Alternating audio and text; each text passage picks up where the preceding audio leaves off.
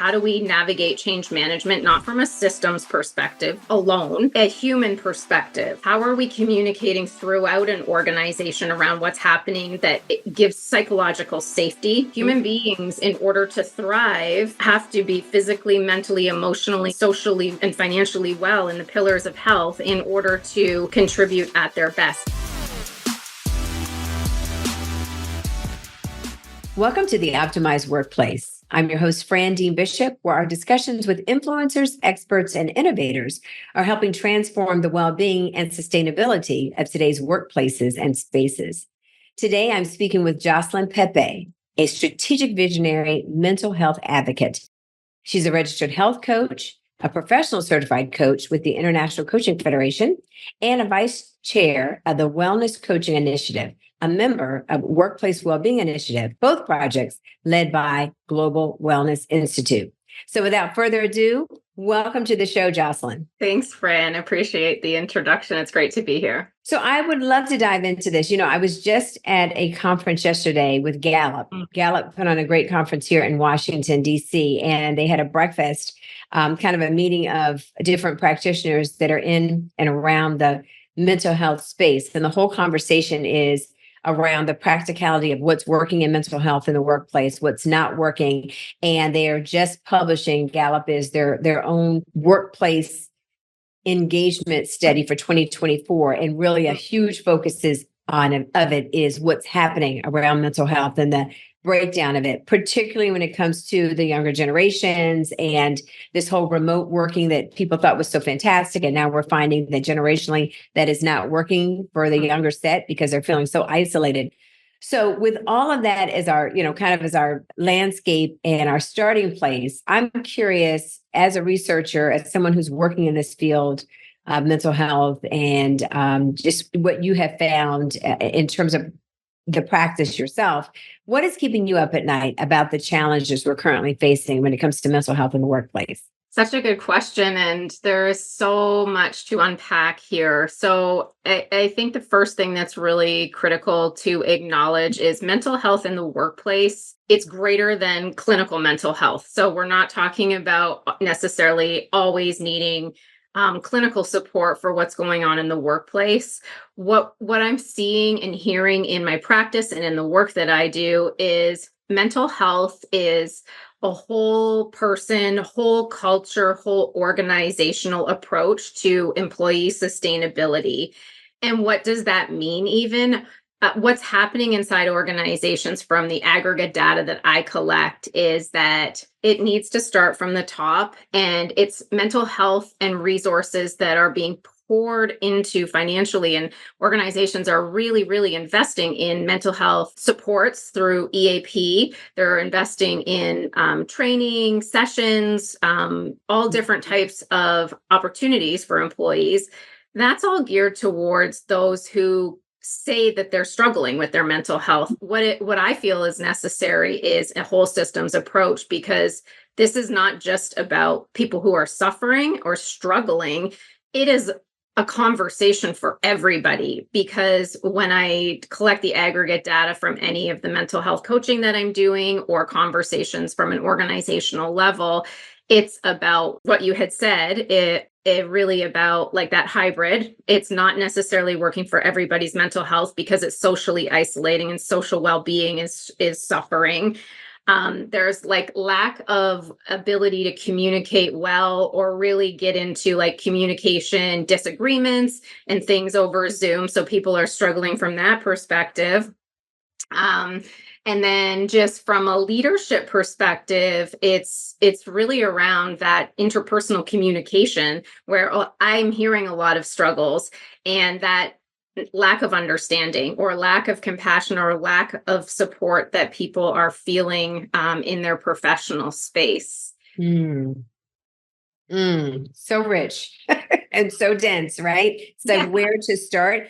I'm going to hone in on something that you mentioned, which is the C word, which I think, again, frames every issue that an employee experience, and that's communication.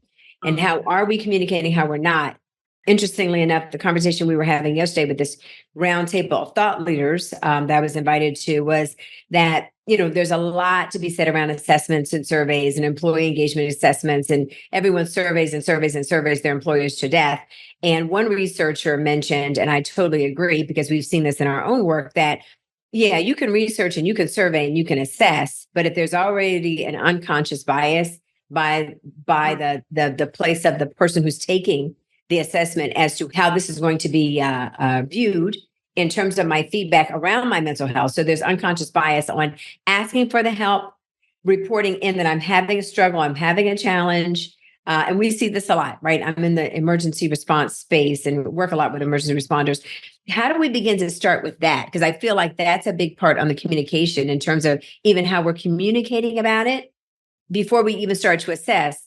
Because again, those assessment tools we may not be getting a conclusive evidence of what we're asking for. You are nailing it right on the head with that, because even the EAP usage is not, there's so much investment in it and it's not where it could be. But the communication piece, so there's two parts from my perspective, inter and intra. So our own inner reality, our own inner relationship with mental health starts with us.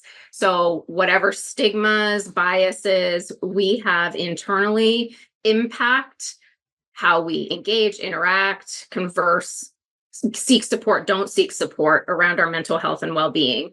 And then the inter is the stigma. Again, it's really about like self-perception. What are people going to think? How is this going to impact my career progression? Foundational basic needs, which are being compromised right now, is in such a job market or is such a global world that we're in, is financial instability. People don't want to say something for fear of, and they don't want to lose their job. They're worried what their employer might think. And so there's this whole cascading event, and it all starts within ourselves. And so the more we can have these types of conversations, and so many platforms are out there leveraging storytelling and talking about the executive team talking about their own challenges, that's a good starting point. And there's work to be done within all of us around stigma, around what mental health really is, because the data is so subjective for our own experience. And every single one of us has our own level of resiliency based on everything that's happened from womb to present day. And that impacts our mental well-being. It impacts our emotional responses. And that's something big. So I see you're getting something there. But the emotional response piece is a huge thing inside organizations right now as well. Okay, fantastic. So you're moving right in the direction I'd like to go in. And that's, where's the intersectionality? Where's the common ground if we begin to move the needle? If you are enjoying this segment or any of the segments that you've heard thus far on the Optimized Workplace, please be sure to join us here below and just follow us on the Optimized Workplace. We really want to not only drive our viewers and listeners, but we also want to share it. So if there's others that like us, please here, join and listen, subscribe on a regular basis, but also share the podcast. We'd love to have you back. It's great to sit around tables and see, big corporations give themselves a check mark. Oh, we do the assessment. We're engaging employees. We're doing the experience, right? Oh, we have town halls. We talk. Yet Gallup pointed out, they're just researchers. Yeah, but the numbers haven't changed. And what you're doing is the same stuff you were doing in 2010. And yet mental health is off the charts. It's not bad. It's bad and getting worse than it was in 2010. So what does that really say? So that question back to you then. So where are you seeing that there's some common ground, or that we're starting to lay the groundwork on changes, effective changes, so that, again, there's intersectionality. We're starting to see some movement and people are starting to make some changes. So if I think I'm hearing you correctly, where I want to go with this is it's about employee sustainability. It's not a reactive approach, which is what's been happening since 2010. We're trying to get above it all and get proactive throughout an entire organization's structure, ways of working, ways of communicating, ways of leading, 5 generations in the workforce. So it's a multifaceted approach to employee sustainability, because at the end of the day, human beings are an organization's most valuable asset. Cognitive performance is what people get paid for in, like a corporate working world, let's say.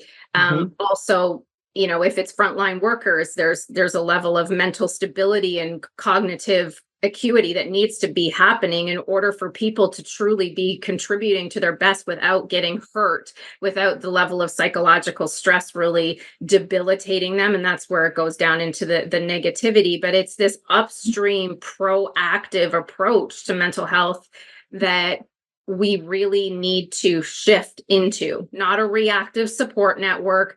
And like you had mentioned about, Gallup seeing all these engagements and surveys and things, but nothing's changing. I'm having the same conversations over here. Organizations telling me they're doing all the things, winning all the awards, but their mental health isn't changing. And what I'm actually seeing is disability is like off the charts right now. And I feel deep in my heart that career can be a real sense of purpose and fulfillment for people. And when they don't have that, mental health declines. Whew. I hope if you're listening to this, rewind and re-listen to what Jocelyn just said, because she put a lot of research material and information behind what really is showing up, right? Is that, again, and it goes back to the basics. It's our most expensive resource in organizations, human capital. But if we don't focus on the investment into the sustainability of that capital, then people cycle in, cycle out. And eventually it will show up onto your revenue and profits, right? So that was kind of be my next question is that, how do we marry the needs of the employee with the needs of corporations? And I think you're kind of alluding to it. And I'd love you to share a little bit more, but, until corporations really realize that, again, that whole life cycle of the employee, if you don't really invest in that from the beginning, you brought that person in, really invest in them. And it's more than just the benefits package. It's what they really need to survive and thrive in your organization. That I love. I jotted that down. Cognitive acuity. If you're really not invested lock, stock, and barrel into that, then those employees aren't going to be able to maintain. And if they're not able to maintain, eventually it's going to show up right in your revenues and your profit line. So I'd love you to share a little bit more about that. But I'd also like you to share it from the perspective of, the ESG model, right? Environmental sustainability governance. We saw it's social. Sometimes they say social governance, sometimes they sustainability governance, but we've seen a lot of that, right? During COVID, where all of a sudden employees mean so much and factor in so much. And then we're starting to see that kind of dissipate a little bit in that languaging. So, if you're an employer, we have a lot of different people who listen to the Optimized Workplace. So CEOs, C-suite, directors of HR, operations manager, even, business owners themselves, solo entrepreneurs even. If you're sitting here listening to this conversation and you've got persons on your team that are struggling with mental health, you're struggling with figuring out what are the resources that I need to provide, because as you well said, Jocelyn, there are so many resources out there right now. There's so many trinkets, right? Oh, I can go to my watch, I can go to the app. Yeah. But if apps and watches were working, then we wouldn't have this issue. So how do we, again, begin to unpack where the investment needs to happen and things that need to shift a little bit so that our employees can really feel cared for and they really can feel as if the corporations are really trying to make a difference? Where do we take that? I know that's a loaded question, but it is. And it's the question of the year, of the decade. And we're in a unique place right now where we need to continue to provide reactive support, and we need to start from the top and take this from a macro organizational picture of what does this look like? How do people work in this day and age? It's not for, like you said, it's not for lack of availability of information. People have it. What is not changing is people's behavior, because behavior change and sustainable, as we're speaking about sustainability, sustainable behavior change is what needs to happen in order for mental health to improve. And that takes time and investment. And so what I often hear is, that takes too long. Investing this much in our leaders, in our leadership development, in soft skills, because what we're talking about really is a balance of soft skills and working structures. And it needs to be a whole systems approach. So how do we work with the executive team. That is the top starting point. Then it's like, how do we support leaders to support a positive mental health culture? And if leaders aren't putting their own oxygen mask on first, that ripples throughout a team. Mhm. And so I actually saw a quote when I was writing a piece this week about self-awareness, and it was from the Harvard Business Review. And it said something like 95% of people think they're self-aware, but actually 10 to 15% actually are. And Yep. I was astonished. I was astonished, but that's where we need to start. I Right? love It's like, that. Yep. and it goes back to the communication piece. Mhm. The entire ethos of an organization relies on communication. And when there is conscious, intentional communication throughout, then an organization can start to be in more of a thriving state. When people are left in a lurch, and we are in an era of magnificent change. And so this is something else. It's like, how do we navigate change management, not from a systems perspective alone, a human perspective? How are we communicating throughout an organization around what's happening that it gives psychological safety? Because I think that's something that we haven't actually touched on yet, is Yeah. what's the level of psychological safety in an organization where people feel like they can't? Because this is where people are saying what Gallup was saying, not everybody wants to speak up, they're afraid. So there's a whole organizational approach that has to happen. That's this employee sustainability, and it's all about human performance. If you think about an athlete, there's been this conversation of a corporate athlete for many, many years now, but it's like, that's still the thing. Mhm. Human beings, in order to thrive, have to be physically, mentally, emotionally, and socially and financially well in the pillars of health in order to contribute at their best. And when we think about what happens and coming into the bottom line for an organization, because that's at the end of the day, organizations are around to turn a profit.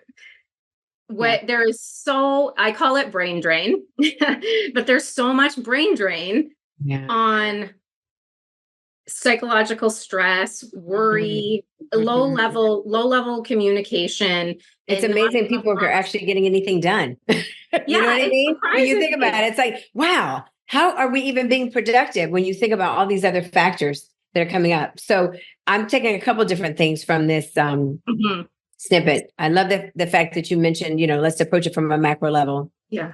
I love the intentional consciousness, right? Being very intentional about what we're doing and how we're trying to solve these issues. I love the fact that you wrapped in, as a reminder, folks, EI, emotional intelligence, right? It's not a one and done. You're supposed to be consciously working on and constantly working on, consistently working on EI. And if you're not, and you're not finding ways to build that into your professional development, you definitely should be. I think all those pieces are. And if you missed any of that, rewind and go back and listen to what Jocelyn just mentioned. And this is just a shameless plug. But if you're enjoying this conversation, remember, please listen to and subscribe to the Optimized Workplace, because these are the conversations that matter. These are the conversations that need to happen. And quite frankly, these are the conversations that are happening in your workplace today. So I want to kind of shift gears a little bit with you, Jocelyn, now, so we can learn a little bit more about you, if we can, and your work. You've given us a good preponderance of how we're starting to tackle this issue of, again, employee sustainability. I love that you coined that phrase. But let's talk about you a little bit in your work. So what are you excited about this year? You've been doing quite a bit in this study of mental health and neuroscience and psychology. I'm sure your work is taking you a lot of different places and working with clients as well as the study of it. So what are you excited about? Are there any things coming down the pike that we should look for from you? I am excited. So my business is True, and I work with small to medium sized organizations as a fractional head of wellbeing. My purpose is to have employees really thriving and performing at the level that they feel best. Almost all of my conversations involve that conversation at some angle.